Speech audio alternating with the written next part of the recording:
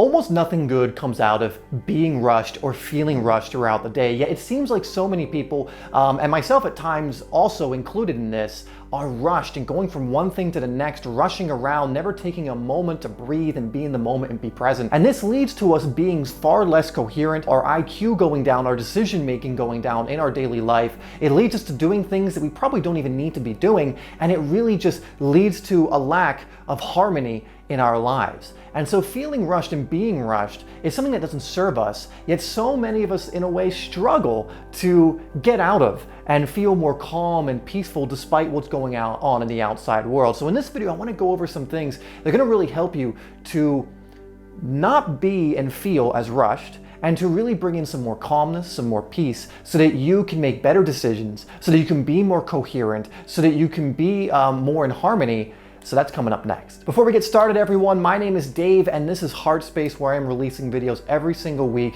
to help you really connect to more of what you truly are. Now, if you want something that's gonna really help, go to my website, heartpath.co. You can find the link in the description and get my free higher self guided meditation. And if you do this for 21 days, I can almost guarantee that you are gonna transcend so much of your old story, really move more into a higher version of yourself, along with just so many more benefits. Again, it's absolutely free. I will link to my website down below. Now, without further ado, let's get into the topic at hand here, and that is how to stop feeling so rushed and some things you can start doing in order to be more coherent, to have more harmony in your life, regardless of what it is you are actually doing. So number one is, a lot of times we feel rushed because we lack coherence. You know, we don't have focus, we're fragmented, we're distracted, and so we're feeling rushed because we feel like we have to do all of these different things at once. We feel like we're getting nothing done, probably because we are getting nothing done. You know, where focus goes, energy flows, and you can only really focus on one thing at a time.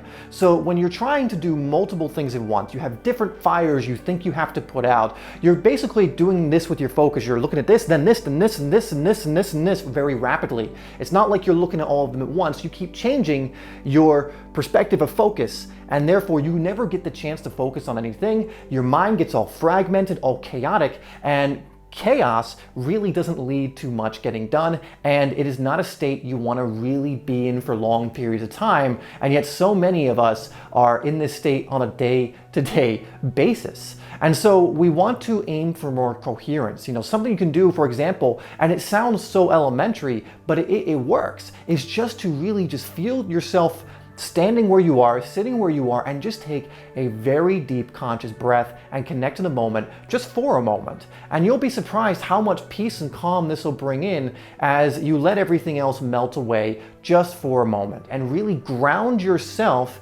And you can even ask yourself then, is what I'm doing actually that essential? You know, what is it I should be focusing on right now? What is the priority? What does my soul, my heart believe I should be focusing on right now? You can really tune in instead of getting all fragmented by the outside world. This is one reason social media can be a blessing and a curse, because it can be a blessing in the fact that it can help spread really good information. It can be something where you're consuming information that we didn't have access to, you know, in humanity decades ago, even not that long ago, right? But it also has, it's a double-edged sword because it can fragment you. The reason we feel so crazy when coming off social media, especially things like Instagram, TikTok, and things of that nature, is because you're focusing on one thing for like a few moments and then scroll, and now it's this, and this. It fragments you, it makes you chaotic, there's no room for coherence to come in, and you're just not taking that moment to really focus on a singular thing. The second thing is removing distractions from your environment or the things you know that distract you.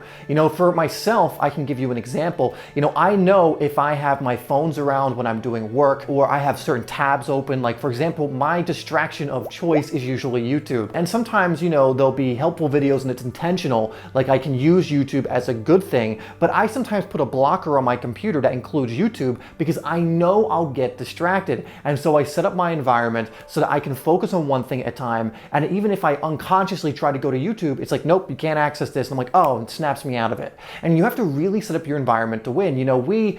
These things that distract us a lot of times are designed to do so, and they play upon human nature, knowing what's going to draw you in. Social media does this. And so you have to be, in a way, very disciplined on these things to avoid being distracted. And distraction, again, is going to really make it so you're not too coherent. You can't focus, you're fragmented, you feel rushed. And so by removing distractions, setting up your environment in a way where you only have what it is you need to focus on whatever it is you're doing will make things a lot better. This could mean decluttering something. This could mean your work area, you only have what you need. A lot of times I'll put things away that I'm not using for a particular thing I'm working on. For example, like let's say I want to do video ideas for my channel, or I have, a post I want to do or whatever else. I always do better work if I just plug on some music, have the thing open that's maybe I'm gonna write or whatever else.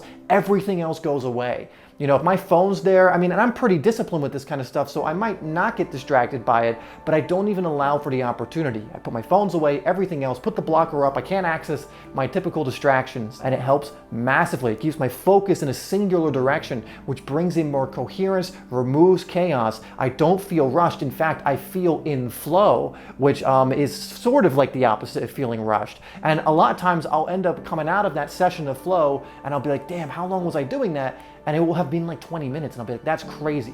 For anyone who's experienced flow, and you probably all have, that can be the experience. Time seems to almost melt away.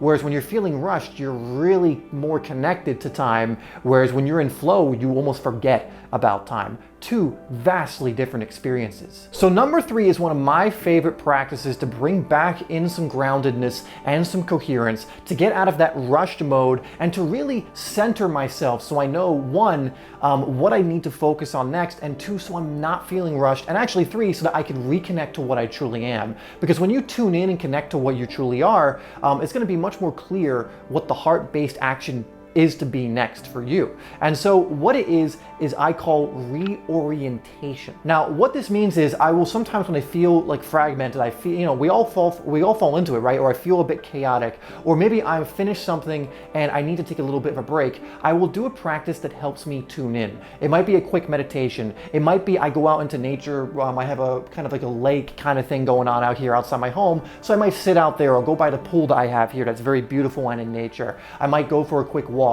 I might dance around and sing. I might go on the vibration plate I have. I might do a quick workout. Essentially something that's going to help me tune back in, get my energy up, get my focus back, or whatever else. That's going to help me then focus on whatever's next. And you can also combine it with things that are also beneficial for you. So like doing a quick 10-minute meditation. Not only do you get the benefits of the meditation, but it helps ground you, put you back in your heart. If I do a quick 10-minute workout, not only am I getting the benefits of that workout, but it's raising my energy, maybe re-energizing me for whatever's next. And so I call this reorientation, and these are things you can do throughout the day. For example, you could feel you're maybe a bit low energy because you got sucked into something. You could go and do a very quick workout, or go for a walk, do some breath work, whatever else it is. Again, the reorientation practices are going to vary based on what works for you, but some that I find very useful, working out. 5-10 minute workout, just doing maybe push-ups or pull-ups or something else. Breath work is one of my personal favorites. Singing is actually one of my favorites. I'll dance around and sing something I really enjoy, and that really elevates my energy. I believe singing and dancing is just a tribal thing encoded into our DNA that really helps us feel good and elevate our vibration. Those are some of my favorites. There are other things I may do. Go out in nature. Because of where I live, it gives me the opportunity to do that really quickly. But find these little practices that help reorient you, and you'll find you're not rushing around so much. You'll find you're more grounded. You'll find that you now also will start realizing the things that you were rushing around to do aren't as important as you once thought. Number 4 is to introduce more inner work. With people who rush, you will almost always see that they're not doing much inner work if they're feeling rushed all the time. I can tell you when I felt rushed all the time, for the most part, I wasn't doing that much inner work. But then within the last few years, as I've been doing way more inner work consistently, every day I'm always typically doing something, whether it's breath work, meditation, affirmations, being in nature for a decent amount of time, whatever whatever it is, I'm always doing some level of inner work. And remember, the outer world reflects the inner world. If your inner world is chaotic, then you're gonna feel rushed in your outer world. You're gonna feel like you have to put out fires. You're gonna be moving around, not focused on anything, just crazy, going around with no coherence whatsoever. But if your inner world is calm and peaceful and cultivated, think of it like an inner garden, and you're going within to plant the seeds that you want in your inner garden. You're watering it, you're de-weeding it, you're taking care of it, then it's going to also beautify, the garden, the physical reality you have. And also, when you're in a garden, when you have a beautiful garden, are you feeling pretty coherent or are you feeling chaotic? You're probably feeling pretty coherent. If you have a garden with thorns, weeds, it looks ugly, it's terrible, are you feeling coherent or probably feeling a little like, oh my God? You're usually like, oh my God, right? Like, so much nonsense here. This is driving me crazy. And so as above, so below, inner to outer, right? So start developing and really staying consistent with the inner work, and I promise you will feel less rushed. You will feel more coherent. You will feel more calm in general. Like, it's very rare these days that I ever get flustered or angry or I'm feeling chaotic. Now, it does happen because contrast, and we're dualistic beings. It's impossible for it not to happen at some degree. But I think back sometimes to when I used to feel, it wasn't even that long ago too. It was probably like 4, 5, 6 years ago, where I just felt crazy most of the time. And it was when I just started getting into this work a little more consistently. And as I started really investing in doing the inner work, I just noticed a certain level of calm in my life, both inwardly first, and then the outward world followed pretty closely behind. And so I promise you, if you start doing the meditation every day in some way, the breath work, really tuning in more and more and more, you will notice that you're more calm in general, you don't feel rushed, and as a bonus too, you'll probably start feeling more naturally pulled to certain things that are the priority for your soul versus all the things you think you need to be focusing on, which really aren't helping you at all. And number 5, to kind of play off the whole idea of heart-based work or what resonates with you, is prioritize the heart-based work. There have been days where, again, like I get trapped into like the routine and think I have to do this, and this first. But ultimately, I want to be doing what my heart is pulling to me towards first. I want to use the energy I have at the beginning of the day, or when it's highest, towards the things my heart is pulling me towards. And there's not too much to explain here. All I can really say is if you prioritize where your heart is leading you towards, or the heart work, we'll call it the heart, going down your heart path versus putting that off for some reason, magical things just start to happen in your life. Just magical things. Life becomes easier. Life becomes more effortless because you're in alignment with what you truly are, and you're just effortlessly moving to where you're being guided.